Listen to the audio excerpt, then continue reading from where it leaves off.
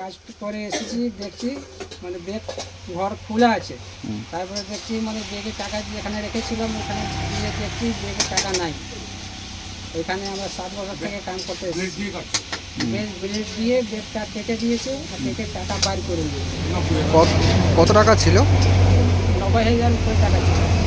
90,000 টাকার উপরে ছিল। হ্যাঁ, 90,000 টাকার উপরে ছিল।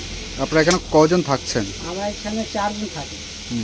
একজন বাড়ি চলে গেছে, আমরা এখন 3 জন আছি এখানে। কারোর প্রতি কি আপনাদেরকে সন্দেহ হয়? আমরা তো দেখেছি না, সন্দেহ কি করে করব? এই বিষয়ে থানা থেকে কি কোনো একটা মামলা করেছেন বা জানিয়েছেন থানাকে? হ্যাঁ, থানাকে জানাই এসেছি আজকে।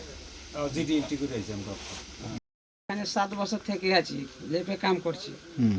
কালকে ঘুরে ঘুরে কাম করছি আমরা লেপে কাম। কালকে আমরা কাজে যাইনি, পকেটে ছিল আমাদের চাবি কাঠি, ওষুধও ছিল। কালকে আমরা ওষুধ খাইছি, ওষুধ